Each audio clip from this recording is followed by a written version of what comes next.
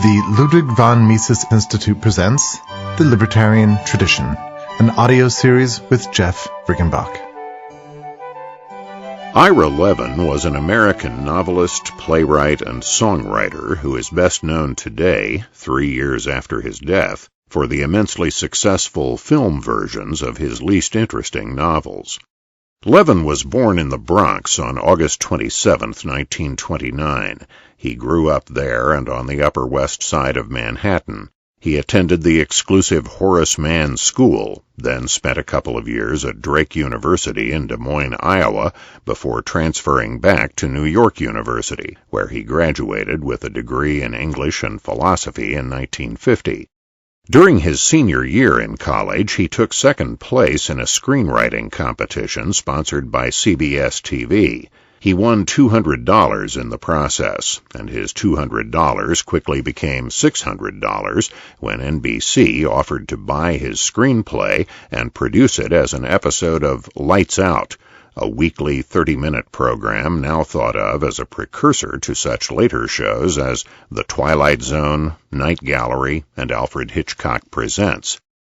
Not that money presented any particular problem for Levin. His father, a wealthy toy importer, had sent him to Horace Mann, Drake, and NYU. Now he offered to subsidize young Ira for a couple of years while he made a stab at becoming a professional writer. If, after 2 years, he had not succeeded in that attempt, he agreed to come to work for his father in the toy business. But his father's subsidy was scarcely necessary at all. Virtually from the moment he walked out of his NYU graduation ceremony, still wearing his cap and gown, Ira Levin was gainfully employed as a freelance writer for network television, not only for NBC but also for ABC. He began contributing short stories to magazines. His first novel appeared in 1953, when he was 24 years old. That same year, he was drafted. Stationed in Queens with orders to write training films for his fellow GIs, he continued writing for television on the side. So when the need arose for someone to adapt the best-selling 1954 novel No Time for Sergeants for a 1-hour TV presentation, an episode of the United States Steel Hour on ABC, Levin seemed like a natural. After all, he was an up-and-coming writer with a number of successful teleplays already to his credit, wasn't he? And he was in the Army, wasn't he? Levin wrote the teleplay for broadcast in the late winter of 1955. It was seen by the people who owned the stage rights to the novel, and they invited him to write another adaptation, this time for Broadway.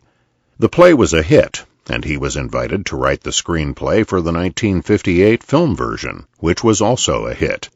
A newcomer named Andy Griffith starred in all 3 adaptations as a country bumpkin drafted into the U.S. Army Air Corps during World War II. Levin wrote for TV and the theater for the next 10 years with mixed success. He made good money, but none of his teleplays attracted as much attention as No Time for Sergeants had attracted. None of his plays did as well on Broadway as No Time for Sergeants either, though a comedy of his in the early 1960s called Critics' Choice did enjoy a more modest success on the Great White Way and was adapted to become a film starring Bob Hope and Lucille Ball. In 1965, Barbra Streisand scored a middling hit with her recording of He Touched Me, from Levin's otherwise ill-fated mid-60s musical, Drat the Cat. Then, in 1967, Levin published his second novel. His first novel, A Kiss Before Dying, had sold respectably well and had won the Edgar Allan Poe Award of the Mystery Writers of America as Best First Novel by an American Author in 1954. It's probably stretching a point to describe it as a mystery, but it is a genuine tour de force and deserves to be regarded as a classic of American crime fiction, comparable in stature to The Maltese Falcon, The Long Goodbye, Mildred Pierce, and They Shoot Horses, Don't They? That's plenty of success for a first novel by an author still in his early 20s at the time of its publication. Still, nothing could have prepared Levin for the degree of success that greeted his second novel, in which Satan fathers a child on a modern-day young woman on Manhattan's Upper West Side. The tale was preposterous if taken literally, but it made a startling kind of sense if taken symbolically, much the same kind of sense that Levin made again 5 years later in The Stepford Wives, another wildly metaphorical story with broadly feminist implications. The problem is that The Stepford Wives was Levin's fourth novel, not his third. His third novel was published in 1970, about midway between Rosemary's Baby and The Stepford Wives. This third novel was not nearly as popular as Levin's second novel had been. Neither was it as popular as his fourth would be. Unlike his second novel and his fourth novel, it did not sell to Hollywood. No film has ever been based upon it. It is today perhaps the least well-known of Ira Levin's 7 novels, but it is also the reason Ira Levin holds a place of honor in the libertarian tradition. First, a bit of background. Levin seems to have read Ayn Rand's classic individualist novel The Fountainhead sometime in the 1940s, perhaps when he was in high school and it was first on the bestseller lists, perhaps when he was in college, at the time the release of the film version starring Gary Cooper, Patricia Neal, and Raymond Massey spurred another big surge in its popularity. Either way, whenever he read it, he liked The Fountainhead quite a lot. And when Rand's next book, the classic libertarian novel Atlas Shrugged, came out in 1957, he bought it and read it and liked it too. He seems to have liked it enough that he followed up by doing some further reading and by attending some lectures at the Nathaniel Branden Institute. Barbara Branden recalled him in her 1986 biography of Rand as one of the already accomplished adults, rather than youngsters beginning their careers, who began to enter the circle of Ayn's friends during the late 1950s and early 1960s. Nathaniel Branden told me emphatically in an email 6 or 7 years ago that Ira Levin was never a member of the objectivist circle. He added, however, that Levin did come to my place once or twice for the evening, and Rand was there. The novelist Erica Holzer, who was a member of Rand's inner circle during the mid-1960s, suggested to me 6 or 7 years ago, when I asked her what she remembered about Ira Levin, that he might also have encountered Rand 1 or more times after a lecture, when she'd be there to answer questions, and might even have been a one-time visitor to her apartment. There's no need whatever to speculate about one thing, at least. It's evident from even the most cursory glance at Levin's third novel that he was exposed in one way or another to Rand's ideas about politics. It's evident also that he had a rare insight into the kinds of obstacles any libertarian movement based on such ideas would have to overcome if it were to enjoy any substantial success. Levin's third novel, by the way, is called This Perfect Day. It is set late in the 22nd century, for, as Ralph Raico explained in a 1998 article on this remarkable book, This Perfect Day belongs to the genre of dystopian or anti-utopian novels, like Huxley's Brave New World and Orwell's 1984. Here's how Raico describes the situation we encounter in the opening pages of This Perfect Day.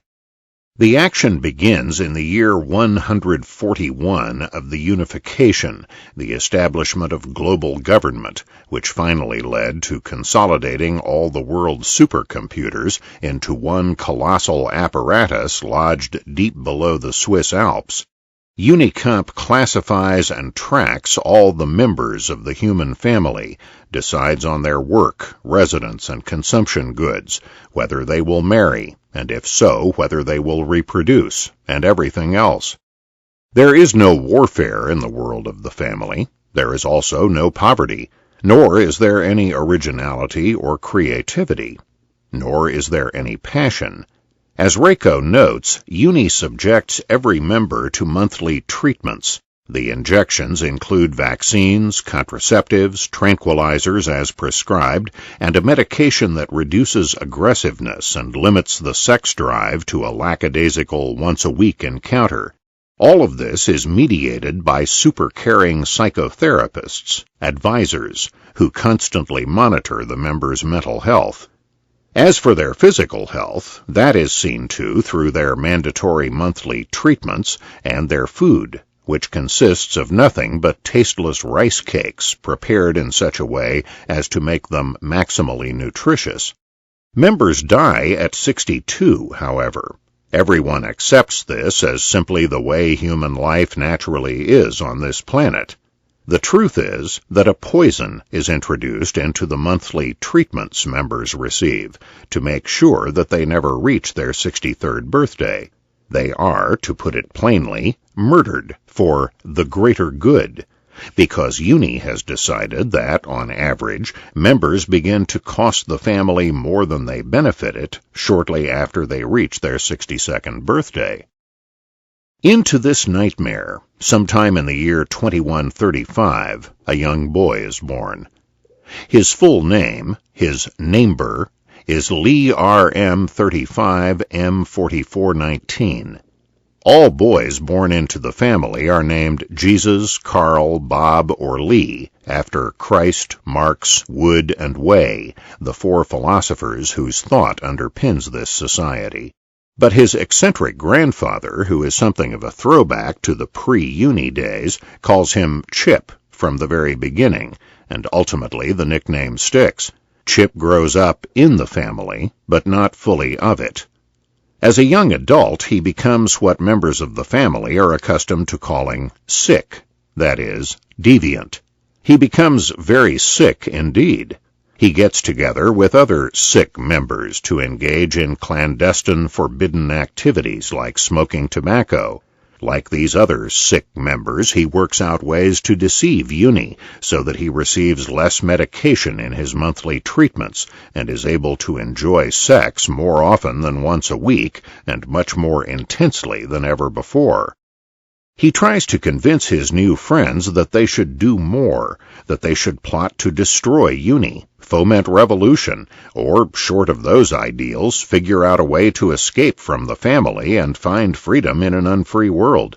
His new friends tell him that he's asking for the impossible. There's nothing we can do about anything, the leader of the group tells him. This is Uni's world. Will you get that through your head? This is it right here, brother, all the freedom we can hope for.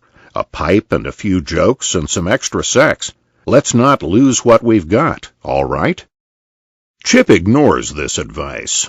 He learns about an island in the Mediterranean, renamed the Sea of Eternal Peace, where he suspects other escaped incurables may be living.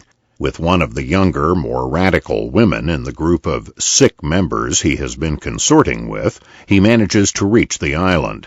What he finds there is a mostly impoverished society of the sort we in 21st century America would probably associate with the so-called Third World. Tobacco is legal, and no one is forced to undergo monthly treatments. People are free to choose their own occupations and to marry whomever they want and produce whatever children they choose to produce. They are free to live as long as they can. But those without political connections are kept in permanent and hopeless poverty by various government interventions in the local economy, so that, at least for Chip, the island the locals call Liberty offers very thin gruel indeed. He begins to suspect that Uni allows sick members to escape to places like this, and even assists them in various ways in their attempts to do so. He begins to suspect that he is, in effect, in a prison, punished for being deviant during his years among the family. We can't just give up and accept things, adjust ourselves to this prison, he tells a gathering of natives and fellow refugees from the family. We've got to fight, not adjust. His remarks do not meet with approval or agreement.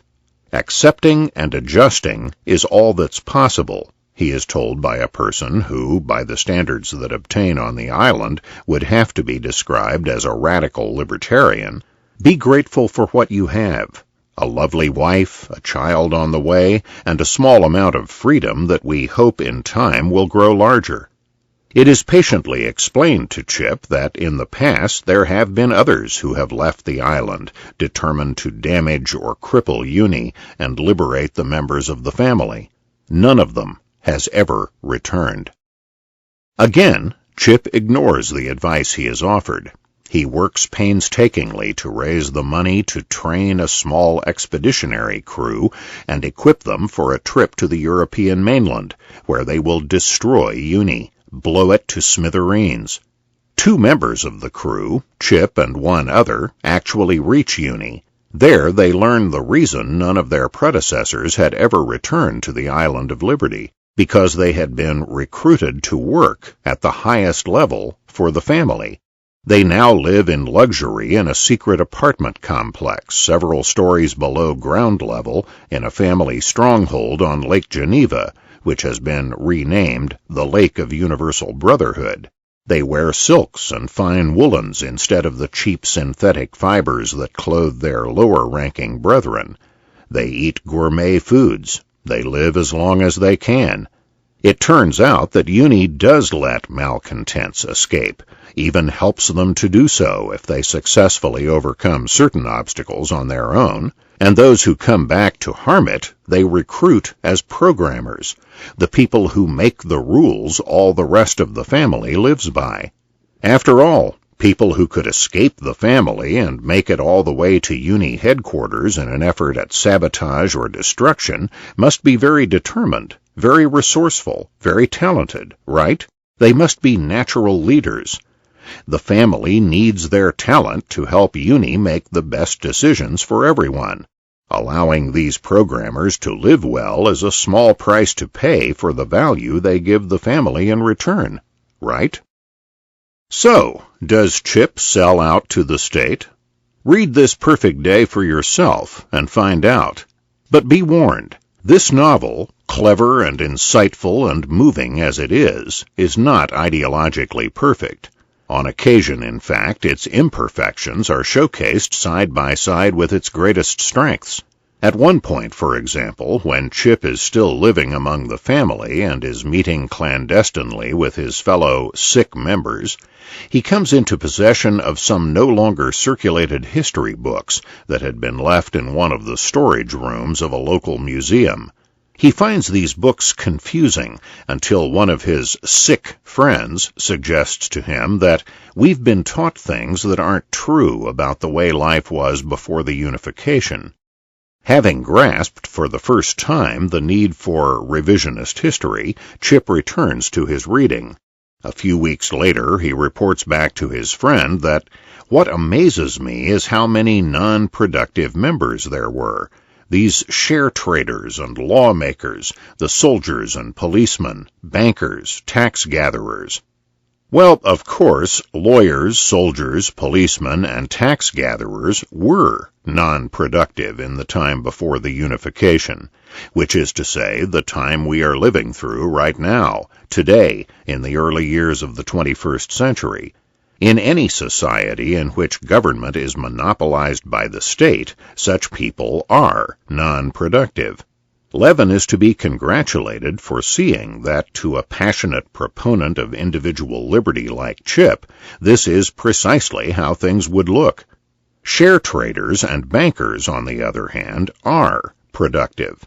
For details, see the works of Ludwig von Mises, among others, works Ira Levin apparently didn't get around to during his years of sitting at Ayn Rand's feet, though Rand did recommend human action to all her students and based her own understanding of economics on its teachings. This is not, alas, the only example of Levin's naivete about economics that might be cited from this perfect day. How does he imagine that the command economy of the family could produce even the modest prosperity it does, much less endure for more than 100 years, with no freer economies anywhere in the outside world large enough to prop it up by providing it with prices to imitate? He seems to grasp that the economy of a place like the Island of Liberty would be depressed, but everything we know about economics tells us that the economy of even such a place as that would be more prosperous than the economy of the family. Ira Levin wrote 4 more novels after this perfect day: The Stepford Wives, The Boys from Brazil, Sliver, and Son of Rosemary, along with another Broadway hit called Death Trap.